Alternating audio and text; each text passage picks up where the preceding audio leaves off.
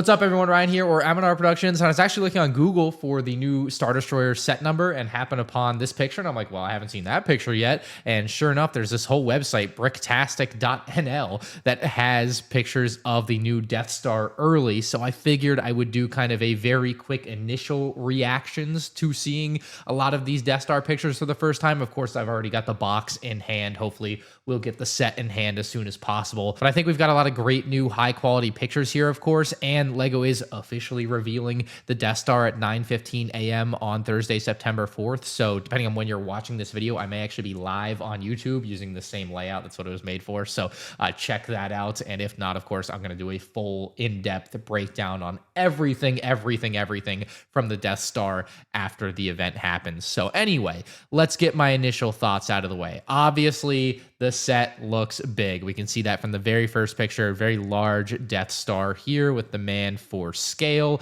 And yeah, I mean, it's a nice looking build. So we got that out of the way. Now, the next thing here is actually the GWP for the UCS Death Star, which is mad disappointing. I'm not even gonna front here.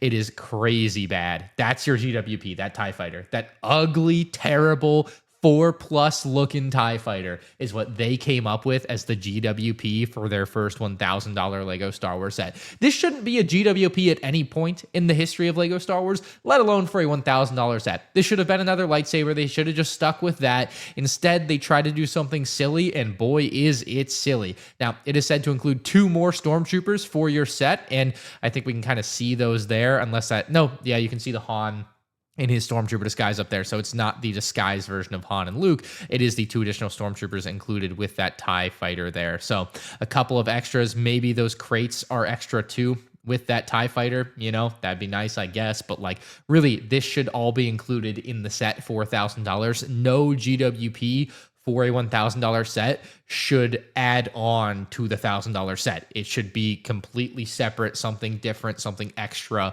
you know, that doesn't need to be in the set. And so I think it's really stupid that they did this. So that's my initial impressions of the GWP. I had not seen it, I guess, before about 20 minutes ago when I found these pictures, but you know, that is really horrendous work there. Great job, Lego Star Wars. Now, getting down to our next picture here, I would say this pretty much confirms the ability to pull out some sections, possibly. You can see really clearly that it's got the rail system that Lego uses whenever they want to do something like that. So I assume we're going to be able to pull these pieces out. I also can tell here very easily the Dianaga will not be included, and it looks like it is just going to be the eye that you can kind of hide or lift up when you want it up there. Obviously, all the characters they look quite cool. And then we've got our first shot actually of the elevator. You can see the inside of the elevator. It looks really clean.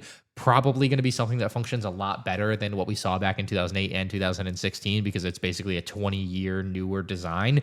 And then you can tell for your $1,000, you can't even get a good color sticker print. You can see just how off the gray is on the sticker print. Just disgusting for $1,000. I mean, it's already been disgusting, but as the prices go higher, right, there's less and less people that are going to want to defend Lego there. I think this scene's pretty cool. I think it's pretty lame still that they didn't include the full, you know, figures for the table, but you know, really cool to actually get some of these characters that we either haven't had in a long time or haven't had ever. But again, you know, no dual molded legs. It will save a lot of that for the review.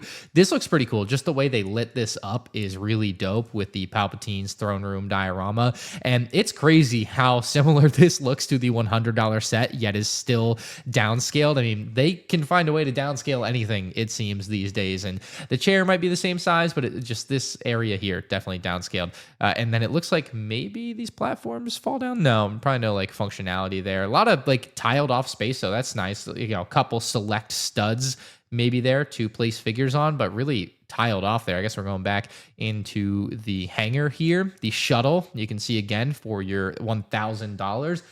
Like the shuttle looks like a creamy white. It's very odd. But I mean, you can tell that sticker Lego white there, just not even close to the actual white of the brick. And mind you, back in 2001, this particular piece was printed on a $50 set, or was it a $30 set? I'm pretty sure it was $30. So yeah, I can just show you how far Lego has fallen in a lot of ways when you look at little things like that. Obviously, your C-3PO there with, again, no dual molded leg. Love this control room, though. That looks really cool. I don't know if we're going to get a better shot of that as I'm kind of scrolling through these, but that looks pretty cool. These would have been nice printed. Maybe we'll do a print printed upgrade kit on mnrshop.com. Maybe the ad will go up there for mnrshop.com. I don't know. It's scrolling through. Oh, this is pretty cool. The little pit that drops down. I think the Falcon drops down in there. I can't remember. But yeah, the pit that drops down. Obviously, maybe not exactly in scale, but that looks pretty cool to actually have represented in the hanger. I did not notice that looking at some of the box pictures. Here we've got all of our figures, all 38 of them. And yeah, I mean, I think I've been pretty vocal about the issues that a lot of these figures have leading up to the release of this set without dual molded legs, without arm printing in some cases. But I mean, this is what we've known we're going to be getting for quite a while now. And so I really don't have much to add to it, but now you can see it. There's the display plaque, of course, and the shuttle looks like it fits in there nice. I love this room up here. Just like looking at it from afar, it looks really cool. I hope we get a better view of that as we scroll down here. So this picture right here will give us a really good idea of how the set is probably going to be built, just bottom up, really straightforward. So there's like the layer below and then the layer above. And yeah, it's pretty cool the way that it's done there. Again, we've seen that picture, seen that picture, seen that picture, seen that picture, seen that picture. And they have the Zero Battle Shuttle. All right, so the wing maybe looking a little short by a brick or two, but honestly, again, for the scale this thing is in, it is incredible. I'll kick myself out of the way a little bit there. So you can see just some of the work here is so good. Like, I love the way they use these tile pieces to get that curve there, like right where my mouse is. Like, that's really cool looking to me. I also love the little guns and things that they've got on here just in the tiny scale. And I thought it was actually all black. On the box art, it looked all black, at least in person. It does look translucent. You can actually see the pilot's head inside of the shuttle. So that's pretty cool that you can fit the pilot in there. I took a wild guess that that would be able to happen when I did my review. And let me pull myself back into frame here. How about that? And so we will continue on. Saw that picture. I guess that's all the pictures. Yeah.